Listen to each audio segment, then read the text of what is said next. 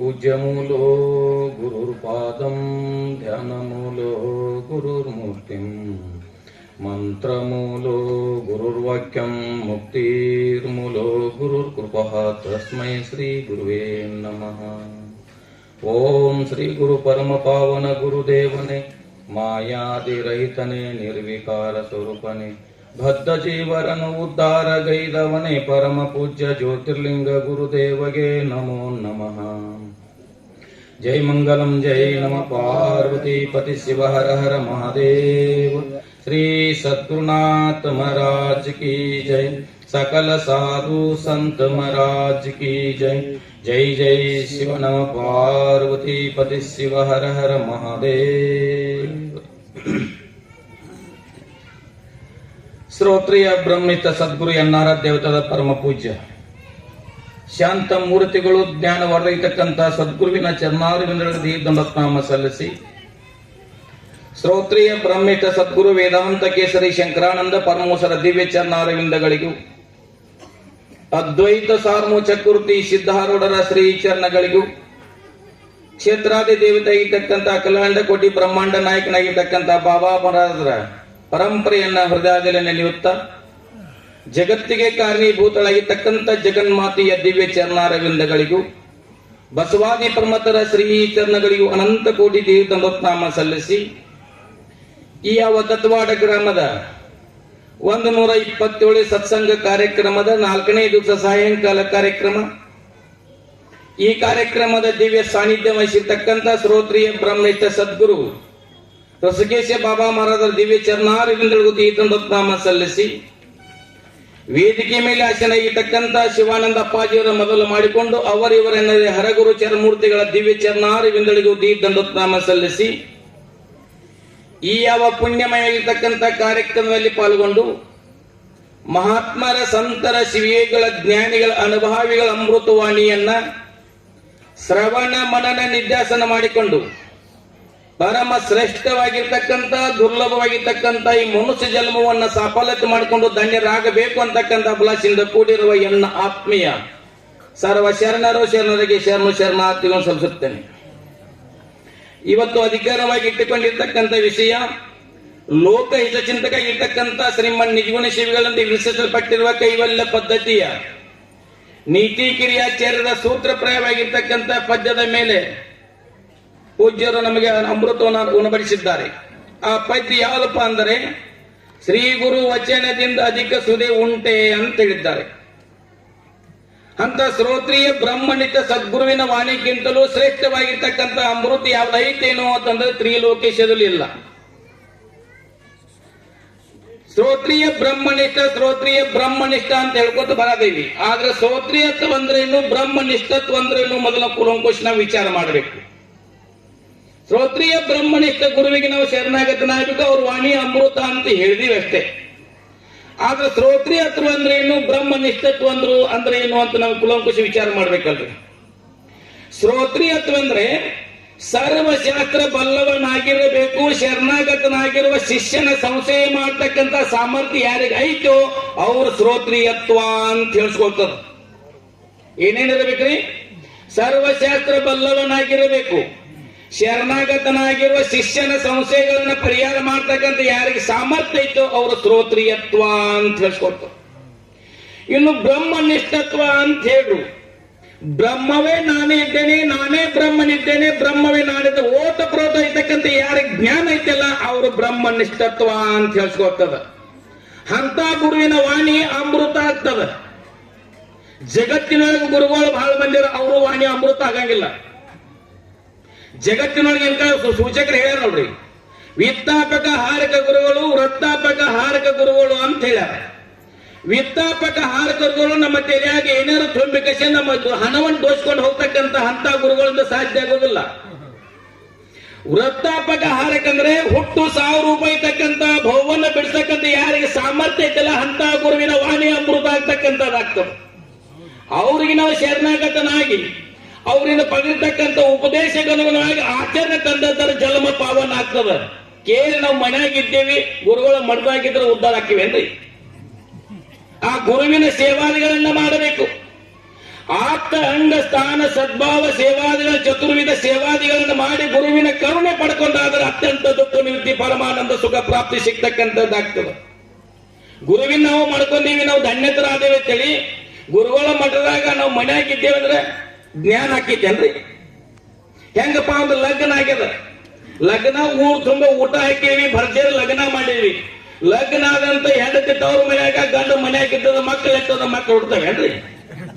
ಮಕ್ಕಳು ಹೆಂಗ್ ಹುಟ್ಟತಾವ? ಗಂಡ ಹೆಂಡತಿ ಒಂದ ಜಾಗ ಆಗಿದ್ರ ಏನಾಗ್ತದೆ? ಮಕ್ಕಳನ್ನ ಹುಟ್ಟತಕ್ಕಂಥದ್ದಾಗ್ತದೆ.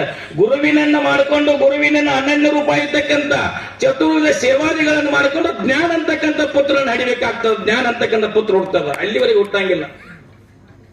ಅಂತ ಗುರುವಿನ ವಾಣಿ ಅಂತ ಹೇಳ್ಯಾರ. ಅಂತ ಗುರು ವಾಣಿ ಹೆಂಗೈತಿಪ್ಪ ಅಂತಂದಿದ್ದಾರೆ, ಅಮೃತ ಸದೃಶವಾಗಿರ್ತಕ್ಕಂಥದ್ದೈತಿ. ಒಂದು ಶ್ರುತಿ ವಾಕ್ಯದ ದುರ್ಲಭಂ ತ್ರಯಂ ದೇವಾನುಗ್ರಹ ಹೇತುಕಂ ಮನುಷ್ಯತ್ವಂ ಮುಮುಕ್ಷತ್ವಂ ಮಹಾಜನ ಸಂಶ್ರಯ ಅಂತ ಹೇಳಿದ್ದಾರೆ. ದುರ್ಲಭಂ ತ್ರಯಂ ದೇವಾನುಗ್ರಹ ಹೇತುಕಂ, ಮೂರು ದುರ್ಲಭದವ ಲೋಕದೊಳಗ ಅಂತ ಹೇಳ್ಯಾರ. ಯಾವ ದುರ್ಲಭರಿ? ಮನುಷ್ಯ ಜನ್ಮ ಹುಟ್ಟಿ ಬರೋದು ದುರ್ಲಭ, ಮನುಷ್ಯ ಜನ್ಮಕ್ಕೆ ಬಂದ ನಂತರ ಮುಮುಕ್ಷತ್ವ ಬರೋದು ದುರ್ಲಭ, ಮುಮುಕ್ಷತ್ವ ಬಂದ ನಂತರ ಯೋಗ್ಯವಾಗಿರ್ತಕ್ಕಂಥ ಸದ್ಗುರುನಾಥ ಸಿಗೋದು ಅತಿ ದುರ್ಲಭ. ನಮ್ಮ ನಿಮ್ಮೆಲ್ಲರಿಗೆ ಏನಾಗಿತ್ತಪ್ಪ ಅಂದ್ರೆ ಮನುಷ್ಯ ಜನ್ಮ ಸಿಕ್ಕದ, ಮುಮುಕ್ಷತ್ವ ಬಂದದ, ಬಾಬಾ ಮರದ ಪಾದ ಕಮಲ ಸಿಕ್ಕಾವಂತ ನಮ್ಮಂತ ಧನ್ಯತೆ ಯಾರಿದ್ದಾರೆ ಅಂತ ನಾವು ಸೂಕ್ಷ್ಮ ವಿಚಾರ ಮಾಡಬೇಕಾಗಿದೆ. ಎಲ್ಲ ಪ್ರಾಪ್ತ ಆಗ್ಯಾವ. ಆದರೆ ನಾವು ಏನು ಮಾಡ್ತೀವಿ? ದೃಢವಾಗಿರ್ತಕ್ಕಂಥ ನಂಬಿಕೆ, ದೃಢವಾಗಿರ್ತಕ್ಕಂಥ ವಿಶ್ವಾಸ, ದೃಢವಾಗಿರ್ತಕ್ಕಂಥ ಅನನ್ಯ ರೂಪ ಇದ್ದ ಭಕ್ತಿ ಇಟ್ಟದ್ದಾದ್ರೆ ಮುಕ್ತಿ ಪದಕ್ಕೆ ನಾವು ಹೋಗ್ತೀವಿ. ಭಕ್ತಿ ಇಡ್ಲಾರಕ್ಕೆ ನಾವು ಹಿಂದೆ ಬಿದ್ದೇವಿ. ಅದಕ್ಕೆ ಹೇಳ್ತಾರೆ ಶ್ರೀಮನ್ಯಗಳು, ಗುರು ತೋರಿಸದಲ್ಲದೆ ಕಾಣಿಸದನ್ನ ಸಾರಿ ಚೆಲ್ಲಿದ ಮುಕುತಿ ಅಂತ ಹೇಳ್ಯಾರ. ಮುಕ್ತಿ ಮುಕ್ತಿ ಅಂದ್ರೆ ಏನಪ್ಪಾ ಅಂದ್ರೆ ಎಲ್ಲಿ ಬಜಾರ್ದಾಗ ಎಲ್ಲಿ ಸಿಗ್ತಕ್ಕಂಥ ವಸ್ತು ಅಲ್ಲ. ಮುಕ್ತಿ ಅಂದ್ರೆ ಬಿಡುಗಡೆ ಐತಿ. ಯಾಕ್ರಿಂದ ಬಿಡುಗಡೆ? ಹುಟ್ಟು 1000 ರೂಪಾಯಿ ಇರ್ತಕ್ಕಂಥ ಭವನ ಬಿಡುಗಡೆಗೆ ಮುಕ್ತಿ ಅಂತ ಹೇಳ್ಯಾರ. ಹೆಂಗಪ್ಪ ಅಂದ್ರೆ ಬಂದಿಖಾನೆಗೆ ಒಬ್ರು ಇದ್ದು ತಿಳ್ಕೋರಿ, ಕೋರ್ಟ್ ನಿಕಾಲ್ ಮಾಡಿತು, ಅವ್ನು ಬಂದಿಖಾನೆ ಬಿಡುಗಡೆ ಆಯ್ತಂದ್ರೆ ಬರುತ್ನಾಗ ಏನಂತೀವಿ? ಏನಂತ ಕೋರ್ಟ್ ಮುಕ್ತಿ ಮಾಡ್ತೀರಿ, ಬಂದಿಖಾನದ ಮುಕ್ತನಾಗಿ ಬೈಣಿ ಅಂತೇವಿಲ್ರಿ. ಹಂಗ ಇಲ್ಲಿ ಹುಟ್ಟು 1000 ರೂಪಾಯಿ ಇರ್ತಕ್ಕಂಥ ಬಹುಬಂಧನ ಬಿಡುಗಡೆ ಆಗೋದಕ್ಕ ಮುಕ್ತಿ ಅಂತ ಹೇಳಿದ್ದಾರೆ. ಆ ಮುಕ್ತಿ ಹೆಂಗೈತಿ? ಅಂಡೆಳ ಹಂಗೈತಿ. ಆದ್ರೆ ಸದ್ಗುರುನಾಥ ತೋರಿಸದಿನ ಕಾಣಿಸದನ್ನ ಅಂತ ಹೇಳಿದ್ದಾರೆ. ಗುರು ತೋರಿಸದಲ್ಲದೆ ಕಾಣಿಸದನ್ನ ಸಾರಿ ಚೆಲ್ಲಿದ ಮುಕುತಿ ಅಂತ ಹೇಳಿದ್ದಾರೆ. ಹೆಂಗ ಅಂಡೆಳ ಹಂಗೈತಿ, ಅದಕ್ಕೆ ತೋರ್ಬೇಕಾದ್ರೆ ಸದ್ಗುರುವಿನ ಚರಣಾರವಿಂದ ಹೋಗಿ ಸದ್ಗುರುವಿನ ಕೃಪಾ ಕಟಾಕ್ಷಿಂದ ಆಗ್ತದ. ಅದಕ್ಕೆ ಹೇಳ್ತಾರೆ, ಗುರು ಕರುಣೆ ಇಲ್ಲದೆ ಏನೇನು ದೊರಕೊಳ್ಳಲರಿಯದು ಸಮ್ಯಕ್ ಜ್ಞಾನ ಅಂತ ಹೇಳಿದ್ದಾರೆ. ಅಂತ ಗುರುವಿನ ಕರುಣೆ ಆಗದಿನ ಏನೇನು ಸಾಧಿಸಲಿಕ್ಕೆ ಸಾಧ್ಯ ಇಲ್ಲ. ಅಂತ ಗುರುವಿನ ಕರುಣೆ ಆಗದ ವಿನ ಏನೇನು ಸಾಧಲಿಕ್ಕೆ ಸಾಧ್ಯ ಇಲ್ಲ.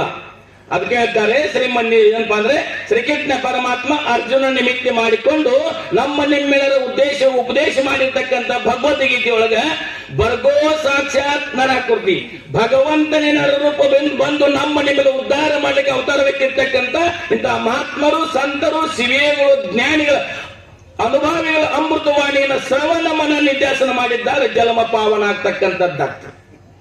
ಜಲಮ ಪಾವನ ಆಗ್ತಕ್ಕಂಥದ್ದಾಗ್ತದ. ಗುರು ಪರಮಾತ್ಮನ ಕಾಣಬೇಕಂದ್ರೆ ಸದ್ಗುರುವಿನ ಚರಣಾರವಿಂದಗಳನ್ನ ದೃಢವಾಗಿ ನಂಬಬೇಕು. ಅದಕ್ಕೆ ಹೇಳ್ತಾರೆ ಶ್ರೀಮನ್ಯಗಳು ಏನಪ್ಪಾ ಅಂದ್ರೆ, ಶರಣ ಜನರ ಸದು ಹೃದಯ ನಳಿನರು ಪರಿಶೋಭಿಸುತ್ತಿರುವುದು ನಿನ್ನ ಪಾದ ಅಂತ ಹೇಳಿದ್ದಾರೆ. ಪರಮಾತ್ಮನ ಪಾದ ಕಮಲಗಳನ್ನ ಪರಮಾತ್ಮನ ಎಲ್ಲಿ ನೋಡಬೇಕು ಅಂತಂದಿದ್ದಾರೆ. ಶರಣರ, ಸಂತರ, ಶಿವಗಳ, ಜ್ಞಾನಿಗಳ ಅನುಭವಗಳ ಹೃದಯಗಳ ಅಡಿಗೆ ಏನು ಅಂತ ಹೇಳ್ಯಾರ.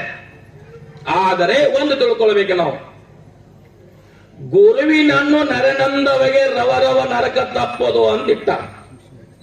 ನಾವು ಒಮ್ಮೆಯಲ್ಲಿ ಅಪ್ಪಿ ಗುರುಗಳು ನಮ್ಮಂತೆ ಮನುಷ್ಯರ ಅದಾರ ಅಂದ್ರೆ ಸಾಕು ರವರವ ನರಕ ಆಗ್ತದ. ಆದ್ರೆ ನಾವ್ ಏನೇನ್ ಅಂದೀವಿ ಸೂಕ್ಷ್ಮ ವಿಚಾರ ಮಾಡ್ರಿ. ಏನೇನ್ ಅಂದೀವ್ರಿ?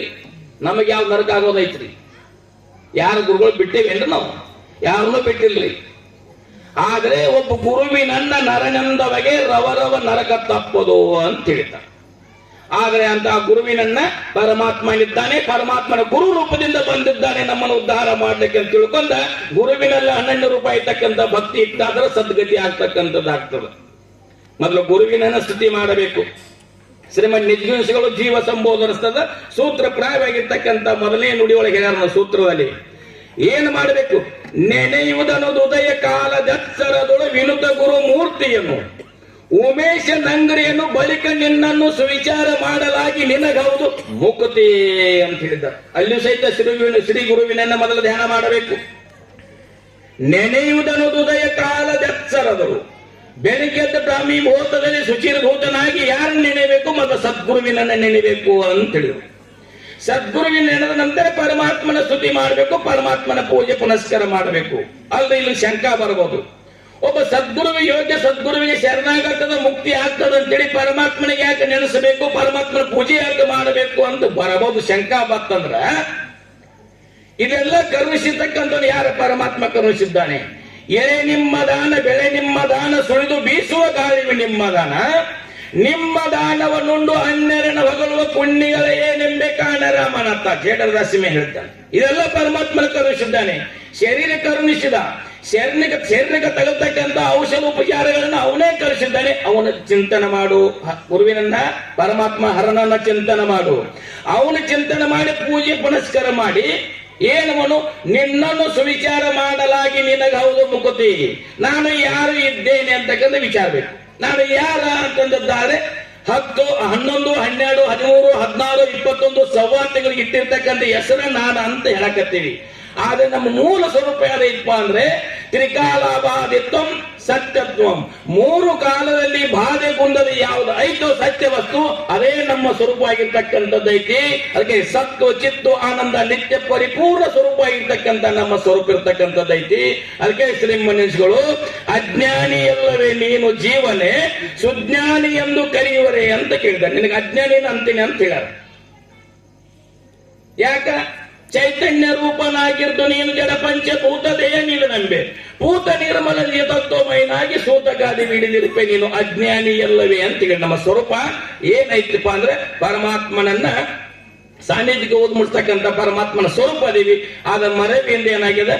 ದುಃಖವನ್ನು ಅನುಭವಿಸ್ತಿದ್ದೀವಿ. ಒಮ್ಮ ನಮ್ಮ ಮಾನವರನ್ನ ಮಾದೇವನನ್ನಾಗಿ ಮಾಡ್ತಕ್ಕಂಥ ಸಾಮರ್ಥ್ಯ ಯಾರಿಗೆ ಐತಪ್ಪ ಅಂದ್ರೆ ಒಬ್ಬ ಯೋಗ್ಯವಾಗಿರ್ತಕ್ಕಂಥ ಸದ್ರುಗೆ ಅಷ್ಟ ಸಾಧ್ಯ ಐತೆ, ಮತ್ತೆ ಯಾರಿಗೂ ಸಾಧ್ಯ ಇಲ್ಲ. ಮಹಾದೇವನ ಮಾಡ್ತಕ್ಕಂಥ ಹೆಂಗಪ್ಪ ಅಂದ್ರೆ ಸೂಕ್ಷ್ಮ ವಿಚಾರ ಮಾಡ್ರಿ. ತಂಗಳಾಗಿರ್ತಕ್ಕಂಥ ನಿನ್ನೆ ಮನ್ನಿ ಮಾಡಿರ್ತಕ್ಕಂಥ ಆಹಾರ ಊಟ ಮಾಡಿದ್ರೆ ಏನ್ ಕೆಡ್ತೈತ್ರಿ? ಹೊಟ್ಟೆ ಕೆಡ್ತೈತ್ರಿ. ಅಲ್ಲದ ಸಲ್ಲದ ವಿಚಾರ ಮಾಡ್ರೆ ತಲೆ ಕೆಡ್ತೈತಿ. ನಮ್ಮ ಬಾಬಾ ಮಾರ್ಗ ಹಾಕಿ ಬರ್ತೈತ ಮಾರ್ಗದ ಸಣ್ಣ ಮಾರ್ಗ ನಡ್ಕೊಂಡು ಅವ್ರು ಚಿಂತನೆ ಮಾಡಿದ್ರೆ ಸದ್ಗತಿ ಆಗ್ತಕ್ಕಂಥದ್ದು ಆಗ್ತದ. ಅದನ್ನ ಚಿಂತನೆ ಮಾಡಬೇಕು. ಅಲ್ಲದ ಸಲ್ಲದ ವಿಚಾರ ಬಿಟ್ಟ ಈ ಸದ್ಗತಿ ಆಗ್ತಕ್ಕಂಥ ಚಿಂತನೆ ಮಾಡಿದ್ದಾಗ ನಮ್ಮ ಜನ್ಮ ಪಾವನ ಆಗ್ತಕ್ಕಂಥದ್ದು ಆಗ್ತದೆ. ಅದಕ್ಕೋಸ್ಕರ ಶ್ರೀ ಗುರು ವಚನದಿಂದ ಅಧಿಕ ಸುದೆ ಒಂಟೆ. ಅದಕ್ಕೆ ಅದಕ್ಕಿಂತ ಶ್ರೇಷ್ಠವಾಗಿರ್ತಕ್ಕಂಥ ಅಮೃತ ಯಾವ್ದು ಐತೇನೋ ಅಂತಂದ್ರೆ ತ್ರಿಲೋಕೇಶದಲ್ಲಿ ಯಾವುದಿಲ್ಲ. ಗುರುವೇ ನ ಗುರುರಧಿಕಂ ನ ಗುರುರಧಿಕಂ ನೋ ಗುರುಗ ಸುದ್ದಿ ಸಾರ್ತಿದ್ದವು. ಗುರುವಿಗಿಂತಲೂ ಶ್ರೇಷ್ಠವಾಗಿರ್ತಕ್ಕಂಥ ಯಾವುದೂ ಇಲ್ಲ.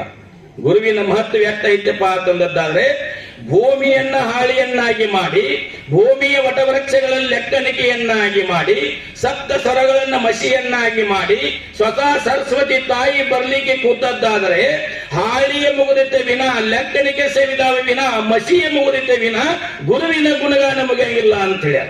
ಅಷ್ಟು ಗುರುವಿನ ಮಹತ್ವ, ಗುರುವಿನ ತಾಕತ್ ಅಷ್ಟು ಐತಿ. ಗುರುವಿನ ತಾಕತ್ ಎಷ್ಟು ಐತಿಪ್ಪ ಅಂತಂದ್ರೆ ಒಬ್ಬ ನರನನ್ನ ಮಹಾದೇವನನ್ನಾಗಿ ಮಾಡ್ತಕ್ಕಂಥ ಸಾಮರ್ಥ್ಯ ಆ ಗುರುವಿನ ಇರ್ತಕ್ಕಂಥದ್ದೈತಿ.